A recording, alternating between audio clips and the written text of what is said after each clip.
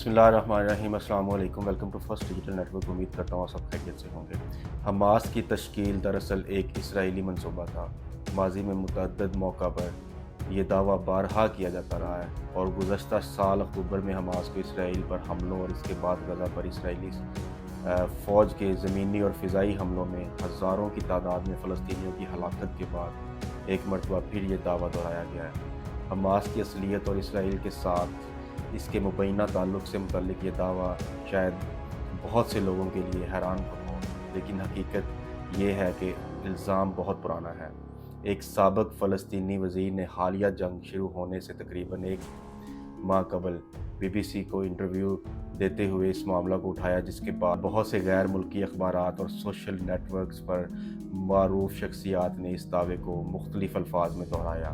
در حقیقت یہ دعویٰ کئی دہائیوں قبل مصر کے سابق صدر حسنی مبارک نے عوامی سطح پر کیا تھا۔ اس کے علاوہ امریکی کانگریس کے ایک ریپبلکن سینیٹر نے اس بارے میں بات کی تھی، جبکہ اسرائیل کی سیکیورٹی ایجنسی شین بیٹ کے حکام نے بھی اس کی طرف اشارہ کیا تھا۔ لیکن نہ صرف حماس کے ارکان بلکہ سینئر اسرائیلی حکام دونوں اس نوعیت کے دعووں کو مسترد کرتے ہیں اور انہیں بے بنیاد قرار دیتے ہیں۔ مگر اس دعویٰ کی حقیقت کیا ہے، اسے کس بنیاد پر اٹھایا گیا اور حماس کی عسکری تاریخ میں کس موڑ پر یہ شبہ پیدا ہوا؟ واضح ہے کہ سن 1987 میں قائم ہونے والی اسلامی مزاحمتی تحریک یا حماس راتوں رات نمودار نہیں ہوئی، بلکہ اس کی تشکیل کی ایک طویل تاریخ تھی۔ اس عمل کو دو حصوں میں تقسیم کیا جاتا ہے۔ فلسطینی علاقوں میں تحریک کی جڑیں، جس کی پہلی علامات 1940 کی دہائی میں وسط میں غزہ، یروشلم کے علاقے، شیخ جرح اور دیگر شہروں میں اخوان المسلمین کی پہلی فلسطینی شاخوں کے قیام کے ساتھ نمودار ہوئیں۔ دوسرا 1967 کی جنگ میں عرب ممالک کی شکست کے بعد اس گروہ کی عرب شیخوں اور قائدین کے ساتھ اخوان المسلمین کے نوجوان کے درمیان اختلافات اور نوجوان میں منظم عسکری سرگرمیوں سے متعلق خیالات کی پہلی علامات کا ظہور ہے۔ مورخین کے مطابق فلسطینی علاقوں میں اخوان المسلمین کی سرگرمیوں کا ایک بڑا حصہ مذہبی، سماجی اور معلوماتی نوعیت کا تھا، اور اس کی توجہ مذہبی اور سماجی اداروں اور مساجد کی تعمیر پر مضبوط تھی۔ فلسطینی علاقوں میں اپنی سرگرمیوں کے دوران اخوان المسلمین نے واضح کیا کہ اس کی توجہ عسکری نہیں بلکہ فلسطینیوں کی فکری، ثقافتی اور روحانی تربیت پر تھی۔ اسی تناظر میں حماس کی سینئر رہنماؤں میں سے ایک خالد مشعل بتاتے ہیں کہ 1950 کی دہائی کے آخر میں اور 1960 کی دہائی کے دوران کمیونسٹ رہنما فلسطین میں برسر اقتدار آئے اور اسلام پسندوں کو مشکل اور دباؤ والے حالات کا سامنا کرنا پڑا۔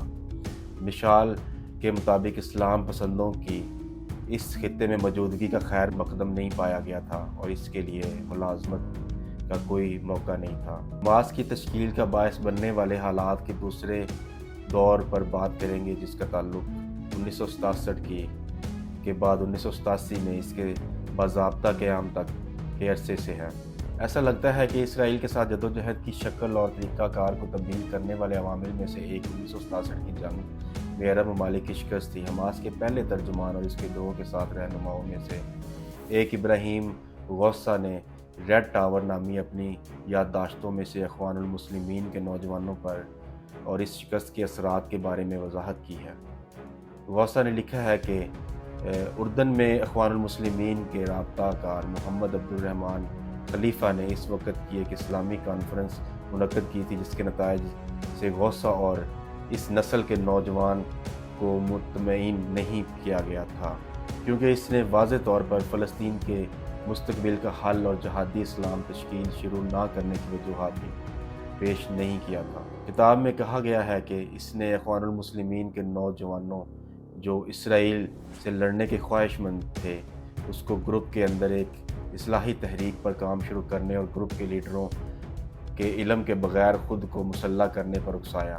اس کے بعد انہوں نے خفیہ طور پر الفتح تحریک میں اتفاق کیا کہ اردن میں اخوان المسلمین کے نوجوان ارکان کو فوجی تربیت دی جائے اور انہیں مسلح کارروائیوں کے لیے تیار کیا جائے۔ یہ تربیتی مشقیں 1968 میں شروع ہوئیں اور 1970 میں اختتام پذیر ہوئیں، جب اردن میں بلیک ستمبر کے واقعات پیش آئے تھے۔ کیونکہ جیسا کہ غوث نے اپنی یادداشتوں میں لکھا ہے کہ اخوان المسلمین کے رہنما اپنے اندر ایک اصلاحاتی تحریک کے وجود سے آگاہ ہوئے تھے۔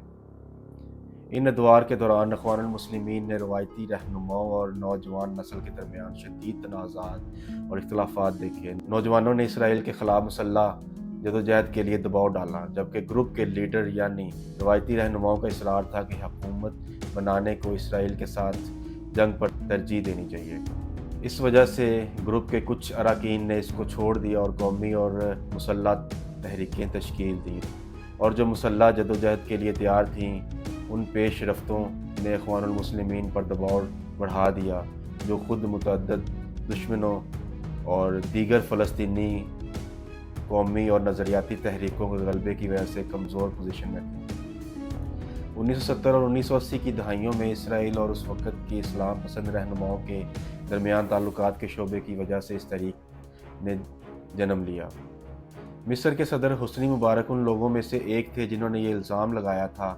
انہوں نے حماس تحریک کو اسرائیلی تخلیق قرار دیا تھا۔ مصری فوج کے ساتھ ایک ملاقات میں مبارک کی ایک پرانی ویڈیو ہے جس میں وہ یہ کہہ رہے ہیں کہ اسرائیل نے حماس کو PLO تنظیم کے خلاف کام کرنے کے لیے بنایا۔ ان الفاظ میں وہ فلسطینی لبریشن آرگنائزیشن PLO کا حوالہ دیتے ہیں جس کے سربراہ یاسر عرفات تھے۔ یہ الزام صرف حسنی مبارک نے نہیں لگایا تھا بلکہ امریکی ایوان نمائندگان کے سابق رکن رون پال، جو کہ 1988 میں صدارتی انتخابات کے لیے امیدوار بھی تھے، انہوں نے 2009 میں ایک امریکی کانگریس میں کہا تھا، اگر آپ تاریخ میں پیچھے جائیں تو آپ کو معلوم ہوگا کہ اسرائیل حماس کی تشکیل دینا چاہتا تھا جس کا مقصد یاسر عرفات کا سامنا کرنا تھا، اور اسے اسرائیل نے بنانے میں مدد کی تھی۔ سابق فلسطینی وزیر 1933 میں اوسلو کی خفیہ مذاکراتی پینل کے رکن حسن عصفور نے سپتمبر 2023 میں BBC کو بتایا تھا کہ حماس ایک امریکی منصوبے کے تحت اور بعض عرب ممالک اور اسرائیل کے درمیان ایک معاہدے کے تحت PLO کی ایک متوازی تنظیم کے طور پر قائم کی گئی تھی۔ ہم نے اس معاملے پر قطر یونیورسٹی کے بین الاقوامی تعلقات کے پروفیسر احمد جمیل اعظم سے بات کی۔ ان کا کہنا ہے کہ یہ الزام نئے نہیں ہیں اور ان الزامات میں خود اسرائیل نے بھی کردار ادا کیا ہے تاکہ فلسطینیوں کے درمیان اندرونی تقسیم کے دعووں کو ہوا دی جائے۔ احمد جمیل اعظم نے حسنی مبارک کے کئی دہائیوں پہلے کے بیانات کے مطابق بتایا کہ مصری حکومت کے موقف اور اپنے مفادات کے مطابق بدلتے رہے، اور ہو سکتا ہے کہ یہ الزامات مصری حکومت کے اخوان المسلمین سے دشمنی کی وجہ سے لگائی گئی ہوں۔ حماس کے ساتھ کشیدگی حسنی مبارک اور صدر ان کے مخبر عمر سلیمان کے بعض ادوار میں حماس کے ساتھ بہت اچھے تعلقات تھے، اس حد تک کہ انہوں نے غزہ کی پٹی میں ہتھیاروں کا داخلہ ممکن بنایا۔ یہ کہا جا سکتا ہے کہ اسرائیل کے ساتھ حماس کے حرام تعلقات کا الزام 1967 کی جنگ کے بعد کے ادوار میں لگایا گیا تھا، جب اخوان المسلمین نے فلسطینی علاقوں میں مساجد کا دور شروع کیا تھا۔ خالد حاروب نے کتاب حماس سیاسی فکر اور عمل میں لکھا ہے، وہ ان سرزمینوں میں مساجد کی تعمیر، نوجوان نسل کو مربوط کرنے اور انہیں متحرک کرنے اور صہیونیوں کا مقابلہ کرنے کے لیے اس گروہ کی تعلیمات کو سرابت کرنے اور ان پر توجہ مذکور کرنے سے جانا جاتا ہے۔ اسی کے ساتھ ہی آج کی ویڈیو کا اختتام کرتے ہیں۔ امید کرتا ہوں آپ کو یہ ویڈیو بہت اچھی لگی ہوگی۔ اگر آپ کو یہ ویڈیو پسند آئی ہے تو پلیز اس کو لائک کیجیے گا، شیئر کیجیے گا، سبسکرائب کیجیے گا، اپنی دعاؤں میں یاد رکھیے گا۔ اللہ حافظ۔